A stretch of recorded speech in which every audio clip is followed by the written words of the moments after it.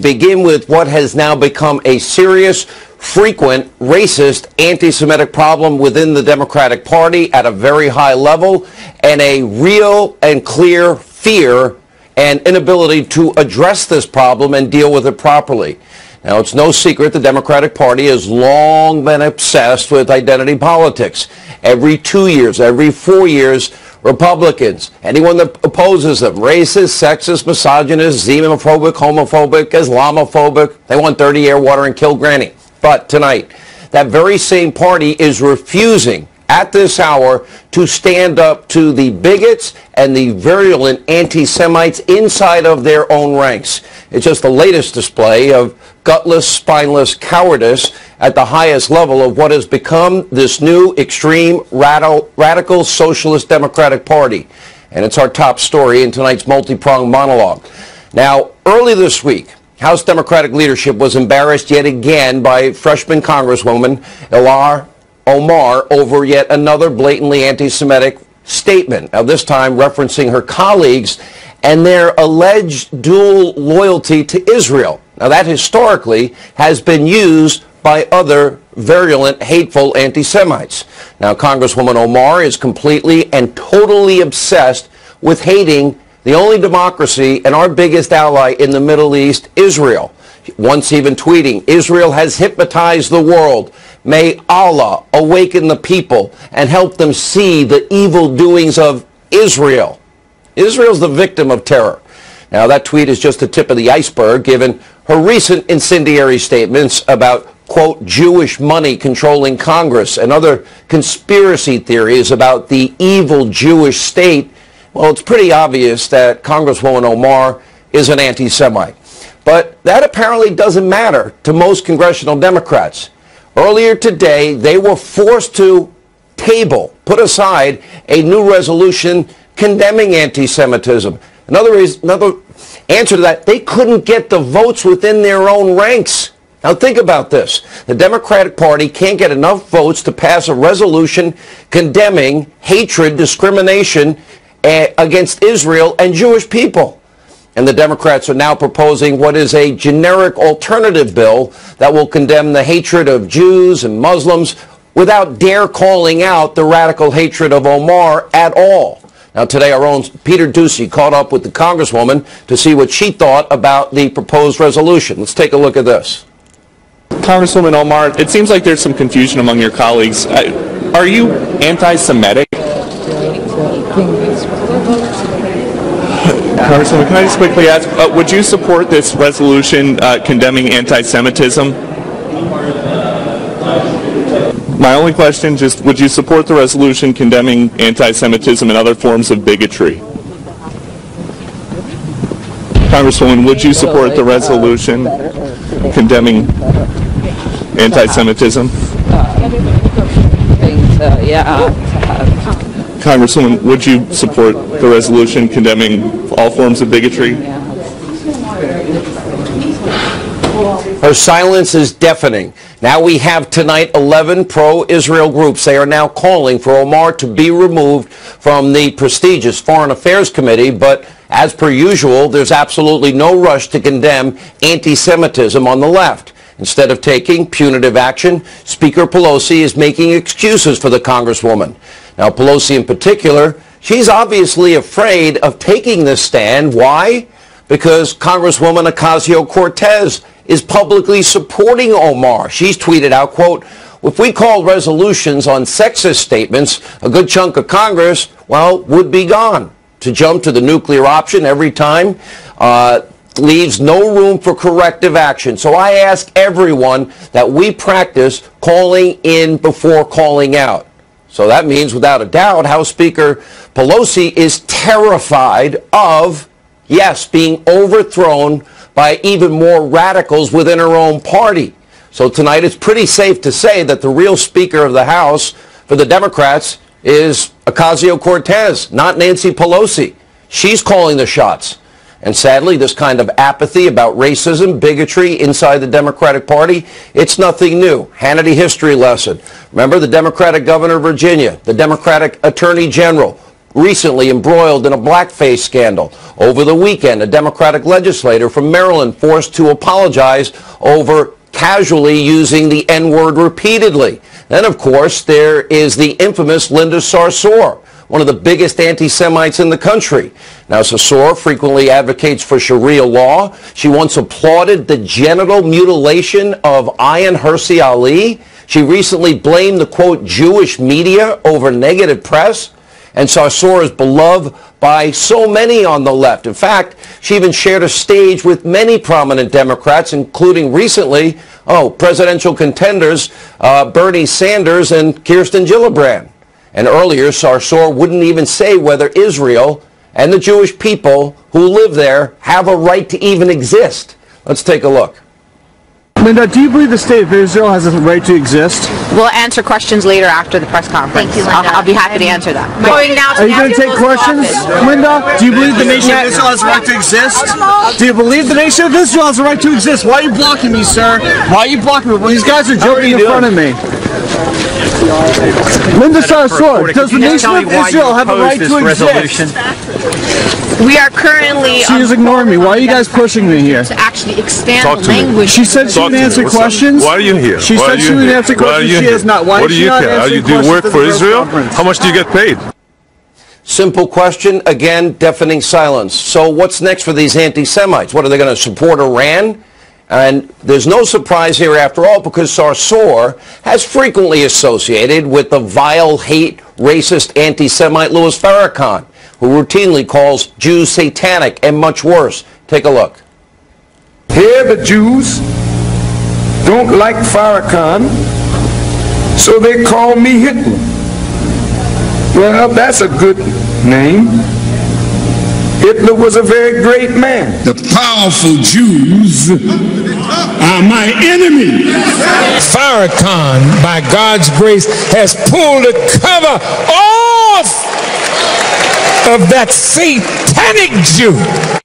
Call me an anti-Semite. Stop it.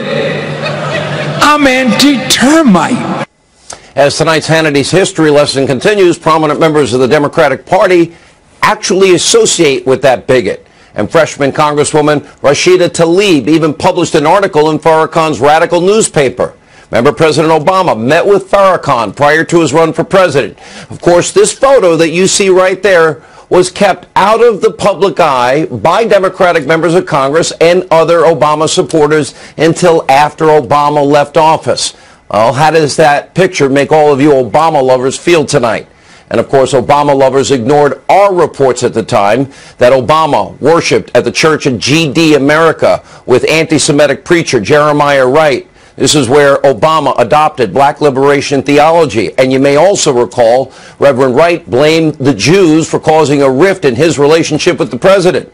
And meanwhile, nearly every Democrat who wants to run for president has got to go kiss the ring of the Reverend Al Sharpton. It is an absolute necessity. By the way, that's the same Al Sharpton who was accused of inciting violence against Jews in the 1990s, talked about interlopers, made statements like, quote, if the Jews want to get it on, tell them to pin the yarmulkes back and come over to my house. And let's not forget Reverend Jesse Jackson, referring to Jews as Jaimes, New York Jaimetown. That's your radical, extreme, and yes, anti-Semitic Democratic Party. They claim to have a monopoly of compassion. In reality, they could care less about one of the most vulnerable and oppressed minorities in modern history. All right, now we move along to our Hannity Watch tonight on a very important immigration report and investigation with many new developments tonight. For Democrats, politics comes above all else. The same reason their immigration policy can be boiled down to two words: hate Trump. Hating Trump is more important than DACA, more important than helping dreamers. It's the same reason that Congresswoman Ocasio-Cortez is this week calling her colleagues racist, because they support immigration laws. Now, when it comes to securing our southern border, the contrast between the president and those on the other side of the aisle is striking, as we will show you. All right, as you can tell, by probably only one of those strategies is based in reality. We'll get that shot up in a minute.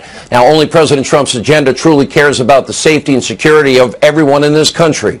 President wants to stop the drugs cartels and the gangs and the human trafficking. Democrats, their friends in the media, they would rather use the crisis on our southern border to bash the president. All, of course, while putting their heads in the sand, saying manufactured crisis over and over again. So this is really a manufactured crisis on many levels, manufactured by the Trump administration. A wall is a colossal waste of money for a crisis that doesn't exist. Do you believe there is a national security crisis on the border? No, I think there's a problem, not a crisis. President Trump must stop holding the American people hostage, must stop manufacturing a crisis. This is a manufactured crisis. No crisis exists, and anyone making the argument is most likely guilty of fear-mongering. We'll tell him on the border, even conservatives, is that there isn't a national security crisis. This artificial crisis of the president isn't going to justify his appropriating money for a wall. This is a manufactured crisis, and a crisis that manufactured by the Trump administration. All right, now let's go back to that tape that got corrupted and popped out of the machine. Anyway, this is the comparison. Trump and the Democrats couldn't be more clear. Take a look. Its role and the way that it is being administered and the work it is doing, and we need to probably think about starting from scratch. Immigration and customs enforcement, customs and border protection. I want to let you know that we love you, we support you. We will always have your back, and I think you know that. The wall is an immorality. It's not who we are as a nation. Wealthy politicians and donors push for open borders while living their lives behind walls and gates and guards. This is not a manufactured crisis. You ever notice that Democrats, they often live in gated communities, they often have armed guards, the very things they don't want us to have. We have cartels, gangs, 4,000 homicides committed by illegals in 2 years. In 2 years, 30,000 sexual assaults. In 2 years, 100,000 violent assaults. 90% of all the heroin in America comes across that border. Human trafficking, including the trafficking of young girls into a life of hell and misery and prostitution. Where are all the self-proclaimed liberal compassion people? When are they looking out for these people? Look at these alarming numbers. According to the Department of Homeland Security, 1 million new illegal immigrants will cross that border by the end of this year. That sounds like a complete and utter breakdown of all law and order at the border. Probably because they believe Donald Trump will build a wall. And so far, Border Patrol has apprehended nearly 300,000 individuals, which is a 97% increase over the previous year.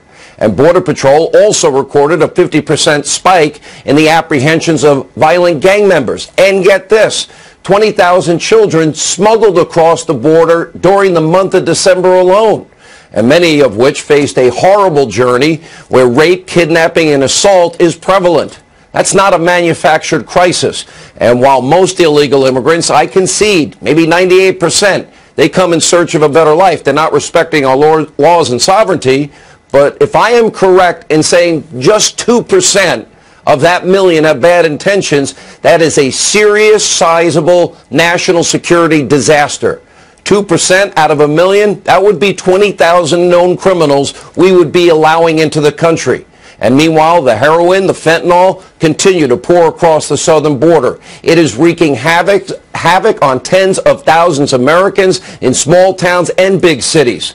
So to all the weak Republicans now in the Senate, all you never-Trumpers, all the Democrats that used to support Trump when Obama was president on this issue, that are challenging the president's emergency action in Congress, your efforts are now meaningless. Any vote to overturn the president's emergency action, it will be vetoed. There will not be enough votes to override that veto, meaning the president will keep his promise and continue to build the wall that he started. And ultimately, the border emergency will be upheld in a court of law. Why? Legislatively, the president has the law on his side. 10 U.S.C. 284 clearly enables the executive branch to construct, quote, roads and fences to block drug trafficking and other smuggling operations. And the president's top job, if you recall constitutionally, is that of commander-in-chief. He has the responsibility to protect this country and our people, and he's committed to keeping that promise. And let me add tonight, any of you in Washington or any of you in any state, well, that takes no responsibility, no action to secure our southern border. Now you know what is going on, and you are completely complicit in the thousands of violent assaults, murders, rapes, drug-related deaths that will happen this year as a result of your open border policies. In other words, you're aiding and abetting these crimes. You're letting them continue.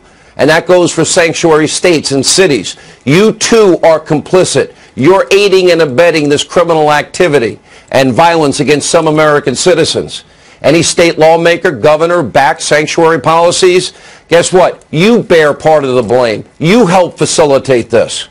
All right, we'll have a lot more on this with Lindsey Graham in a few minutes. But first, we turn to a fake political storm that is brewing in Washington as we turn tonight to Hannity Watch on the hate Trump mob in Washington.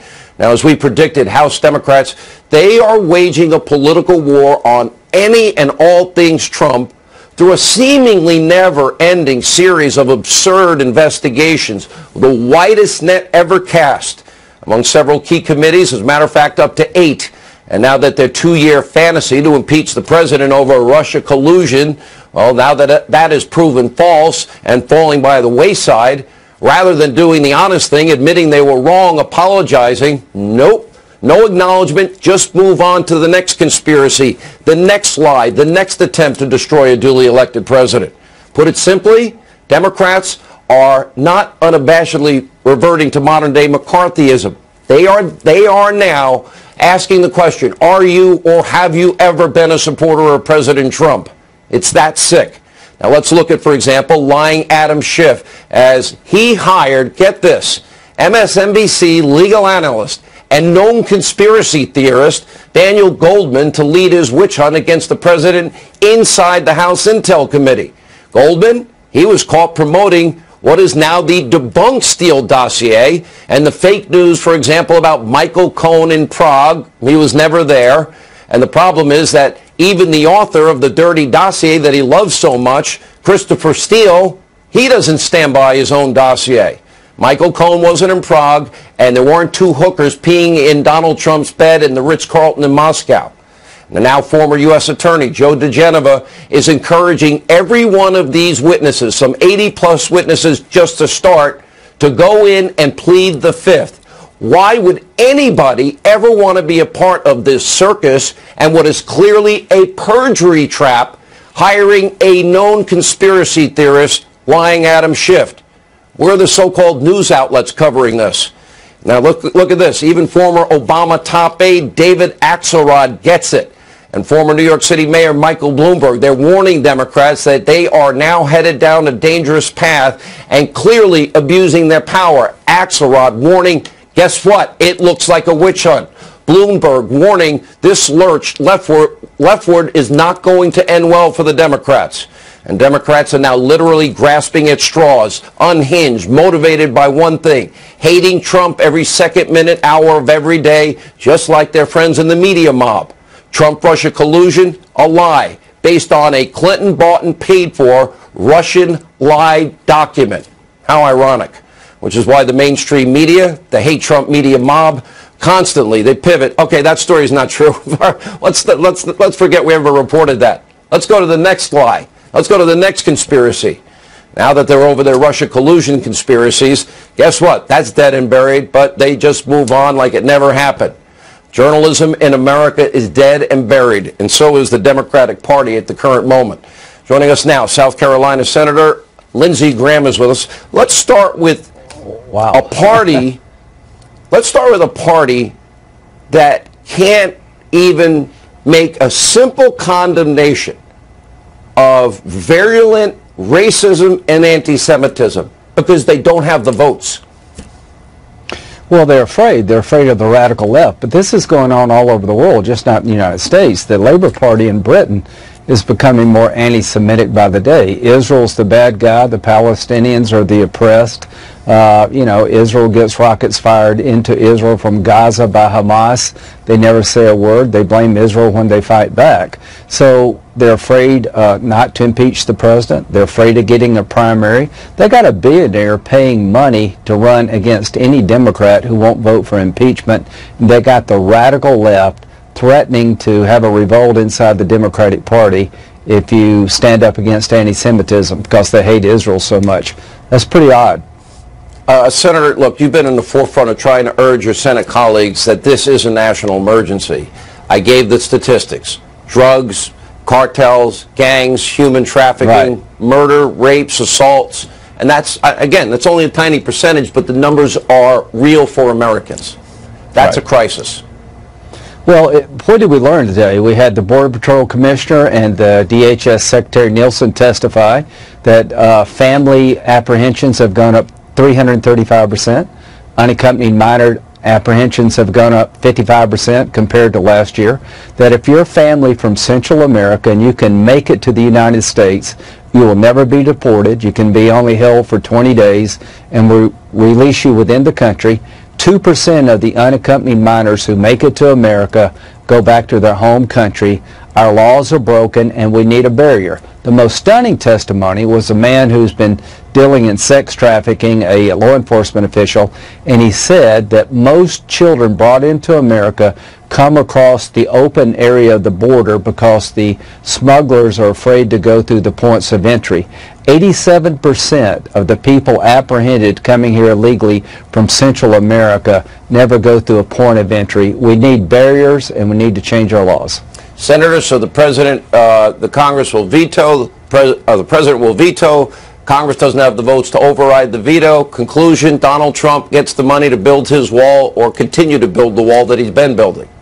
Trump wins. That's the conclusion here. We'll sustain his veto. And let me remind your viewers that for every unaccompanied minor that comes to the United States, it costs us $375 a day to house these minors. They go through hell to get here, and on average, we're spending $136,000 per kid from the Treasury. This is a crisis. $1.6 billion going to be spent. We're approaching 1 million illegal immigrants by the end of the year. Our laws reward people for coming. We need to change our laws and we need to build a wall. Trump is going to win in Congress on the wall, and I'm going to pursue legal changes to make sure you can be held more than 20 days, that you're not going to be released into the country before you have an immigration hearing. If we don't stop that, they will always keep coming. Well said. All right, Senator Graham leading in the Senate. Some of your colleagues, they need to grow a backbone or retire. Not you, though. Stand with the president.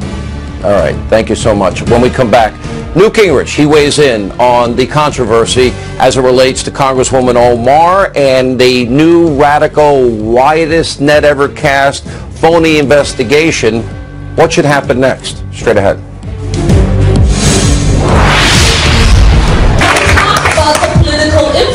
Caught on tape making vile anti-Semitic remarks suggesting that Jewish Americans hold dual allegiance to the U.S. and Israel. Republicans pushing for Omar to be removed from the House Foreign Affairs Committee over the controversy. Democrats don't have the vote to even use censure. Anyway, joining us now is former Speaker of the House, Newt Gingrich, for reaction. And by the way, the host of the new podcast, Newt's World. What does it mean about a Democratic Party that has a severe bigotry, racist, and anti-Semitic problem and can't get enough votes to condemn it? Well, I think it tells you how strong the forces of the left are now. There's a deep anti-Semitic, anti-Israeli bias on the left. There are a lot of people on the left who'd be very happy if Israel disappeared tomorrow, and who feel 100% on the side of Hamas, even while it's firing rockets at Israeli cities. So I think what we've seen is, over the last 30 years, a growth in the anti-Semitic behavior on college campuses and a growing willingness by some Democratic politicians to be very openly anti-Semitic and anti-Israel. And I think the second thing is that a lot of the younger militant members whether they're anti-Israel or not, they are deeply opposed to Nancy Pelosi trying to exercise any discipline at all. She's not the speaker anymore, clearly. Pelosi is about... Yeah, she's not. I mean, she's clearly losing.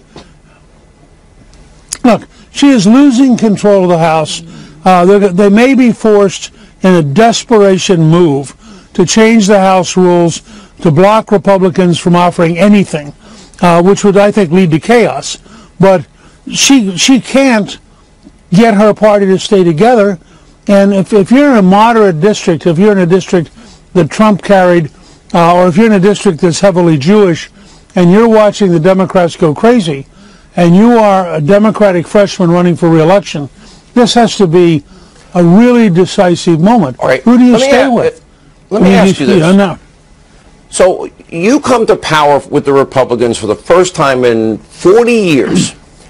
You and Bill Clinton decided you wanted to do great things for the country, and you ended up doing it. And I'm not a big fan of Bill Clinton, but you did balance the budget, which we haven't done since, and a lot of welfare reform, so many big things. He even said the era of big government is over, end of welfare as we know it. You guys found a way to govern, even though you had opposing views.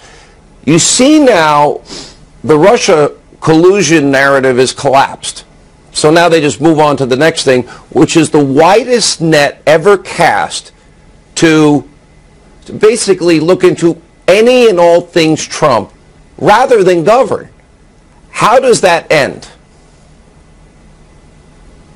Well, I think it's going to end very badly, but let me be clear. This is not an investigation. This is an act of hate. These are people they're basically saying, if you worked for Donald Trump as a private citizen, we're going to try to destroy you. We're going to make you hire lawyers. We're going to make you go through public humiliation. I mean, these are normal, everyday folks who are not in the political arena. They're going to get called in front of some of these committees, and the most radical, vicious, nasty liberal Democrats are going to feel that they have a right to beat them up, to humiliate them, to lecture them. And I think this tells you, I mean, we're moving. I was thinking about, James Tarantino wrote The Hateful Six. He could have written, The Hateful Eight for the Democratic Committee chairman and made a movie out of it. But we have never seen, at least not since the Civil War, the kind of deliberate, vicious character assassination. Not just at not at the president. I mean, President Trump's a big guy. If they want to fight with him, he can fight back. They're going after everyday folks. When Adam Schiff hires, when the author of the Steele dossier, Christopher Steele, doesn't support his own dossier, but Adam Schiff hires the only conspiracy theorist and person that does believe it, that tells you a lot. But when David Axelrod says, this is beginning to look like a witch hunt, this is like, and Mayor Bloomberg says, this lurch to the left, not going to end well. When people like that are saying things like that, I think if I was a Democrat, I might listen, but I don't see any hope that they ever would. Well, you don't know what's going to happen yet, because the truth is, as all these candidates line up to run for president, I don't think any of them want to get in a fight where the left is taking them on. So you see, over 100 Democrat House members have co-sponsored a bill that eliminates any private sector insurance. That's a 15% position. You're going to see a Democratic Party unacceptable to most Americans. No cows, no planes, no cars, no combustion engines. Everything's free, and we're going to confiscate all your money. Great idea. And no children. Remember? Oh yeah, you got to think twice about ever having any kids. And the world's ending in 12 years. All right, Speaker Newt Gingrich, thank you. When we come back, Trace Gallagher, shocking report, the latest with R. Kelly's explosive interview with Gayle King on CBS. Also, Lawrence Jones, we have exclusive Hannity tape tonight, confronting Congressman Jerry Nadler with questions about this witch hunt and endless investigations. And I have my closing arguments at the end of the show. And it's tied into the villain of the day. Straight ahead. All right, during an explosive interview with Gayle King on CBS, embattled singer R. Kelly denied sexual abuse allegations that have been leveled against him. Trace Gallagher tonight in our West Coast newsroom. He has the very latest. Trace, great job by Gayle King. I thought she did phenomenal.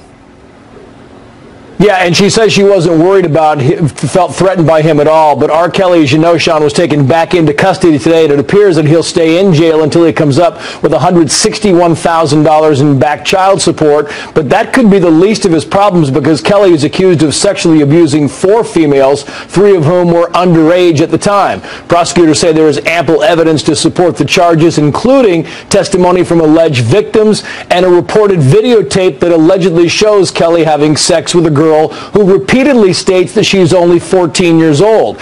During that interview with Gayle King on CBS, R. Kelly says he's done, quote, lots of things wrong, but denies the latest charges. Watch this. I didn't do this stuff. This is not me. I'm fighting for my life. Y'all killing me with this. I gave y'all 30 years of my career. Robert. 30 years of my career. Y'all trying to kill me! You're killing me, man! Yeah, Kelly could spend 30 years behind bars if he's found guilty. Kelly says people are trying to use his past to prosecute him now. The singer was acquitted of child pornography charges back in 2008. CBS also interviewed 2 women who live with R. Kelly, including one whose parents think she's being held against her will. Kelly said the parents sold him their daughters, later saying they handed them over. The parents, of course, deny that. Sean. That perhaps the most insane part of what he said today. Scary interview. Great job by Gayle King.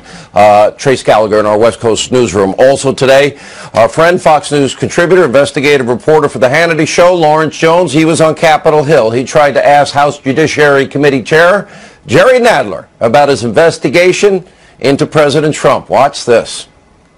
Do you trust the Mueller investigation, Chairman? You just opened up your own investigation. Do you have any comment about that? You said that the president has instructed justice. Do you have any evidence of that, sir? Joining us now, Fox News contributor, our own Lawrence Jones is with us. Lawrence, he wasn't that communicative, but that's the guy on the first day that said he's guilty of obstructing justice.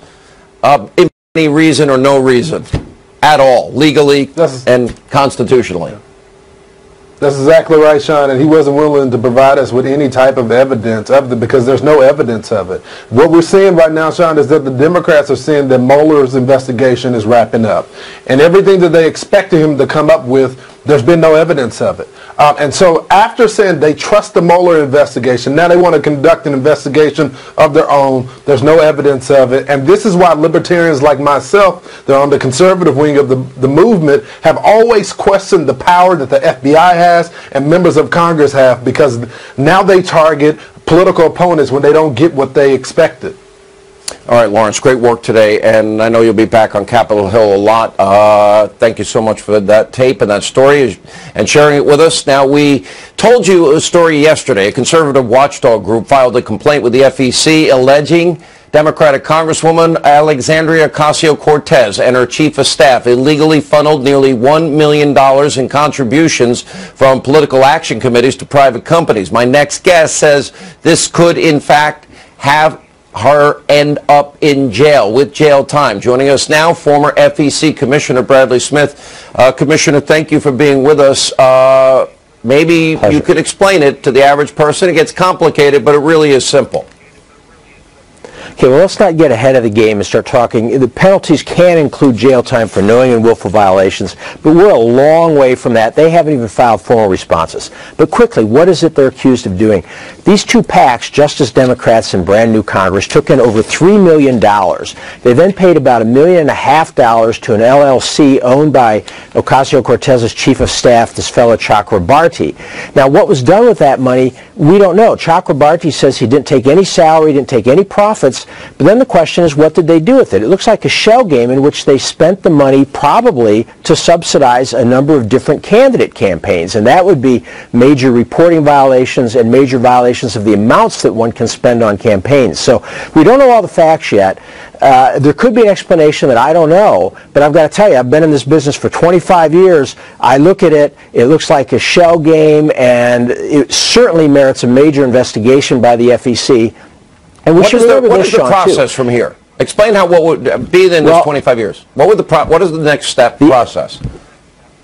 Yeah, the FEC will open an investigation, and they'll have a lot of different questions to ask about all the principles involved, who knew what, who was controlling what entity, why money was paid over, what expenses were for, and at the end you could end up with very significant civil fines, or again, if it were found to be a knowing and willful effort to violate the law, possible criminal penalties, but we're ways from that. But I really want to emphasize one other thing here, Sean, if I can, which is Ocasio-Cortez is going to vote with all the Democrats in the House on Friday for this H.R. 1 to put more restrictions on ordinary Americans, but they don't want to abide by the restrictions they already have in place. And I think that's a big issue, regardless of what comes out of this investigation. Well said. We talk a lot about Hillary Clinton and the dossier and how the money for the dossier was paid. Donna Brazile said that Hillary controlled the money at the DNC at the time, but you had Hillary campaign money, DNC money that she supposedly was in control of, and I believe Donna Brazile, funneled to a law firm, Perkins Coie. Perkins Coie hires Fusion GPS, an op research firm. They hire a foreign national, Christopher Steele. He uses dubious Russian sources, now debunked Russian sources, to create a series of documents that become a dossier. That sound like a campaign finance violation to you? It's probably not. You can pay a foreigner to do work for you. It sounds like a lot of other problems, but just doing that payment probably is not a campaign finance violation. Well, it's certainly not. You're not paying a law firm. You're just funneling the money through the law firm. Why do I think if I did it, I'd be in trouble? That's right, and one might wonder about whether it should have been reported differently, which could be a civil penalty for inaccurate reporting. It's only if Hannity does it, then throw him in jail. Chairman, thank you. We appreciate it. When we come back, we have breaking news on the deep state. Devin Nunes will weigh in on the Democrats' endless investigations and where do we go from the abuse of power scandal. Also, a new segment we're calling our closing argument tonight. You don't want to miss it. Straight ahead. Any reason or no reason at all, legally and constitutionally. That's exactly right, Sean, and he wasn't willing to provide us with any type of evidence of it because there's no evidence of it. What we're seeing right now, Sean, is that the Democrats are seeing that Mueller's investigation is wrapping up. And everything that they expected him to come up with, there's been no evidence of it. And so after saying they trust the Mueller investigation, now they want to conduct an investigation of their own. There's no evidence of it. And this is why libertarians like myself, they're on the conservative wing of the movement, have always questioned the power that the FBI has and members of Congress have, because now they target political opponents when they don't get what they expected. All right, Lawrence, great work today, and I know you'll be back on Capitol Hill a lot. Thank you so much for that tape and that story and sharing it with us. Now, we told you a story yesterday. A conservative watchdog group filed a complaint with the FEC alleging Democratic Congresswoman Alexandria Ocasio-Cortez and her chief of staff illegally funneled nearly $1 million in contributions from political action committees to private companies. My next guest says this could, in fact, have her end up in jail with jail time. Joining us now, former FEC Commissioner Bradley Smith. Commissioner, thank you for being with us. Maybe you could explain it to the average person. It gets complicated, but it really is simple.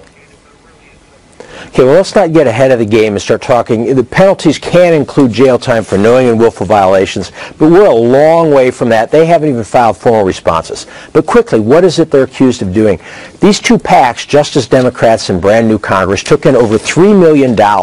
They then paid about $1.5 million to an LLC owned by Ocasio-Cortez's chief of staff, this fellow Chakrabarti. Now, what was done with that money, we don't know. Chakrabarti says he didn't take any salary, didn't take any profits. But then the question is, what did they do with it? It looks like a shell game in which they spent the money probably to subsidize a number of different candidate campaigns, and that would be major reporting violations and major violations of the amounts that one can spend on campaigns. So we don't know all the facts yet.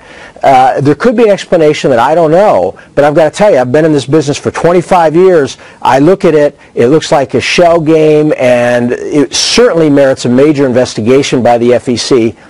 And we should remember what this, is the Sean, process from here? Explain how what would be in this 25 years. What is the next step process? Yeah, the FEC will open an investigation, and they'll have a lot of different questions to ask about all the principals involved, who knew who was controlling what entity, why money was paid over, what expenses were for, and at the end you could end up with very significant civil fines, or again, if it were found to be a knowing and willful effort to violate the law, possible criminal penalties, but we're ways from that.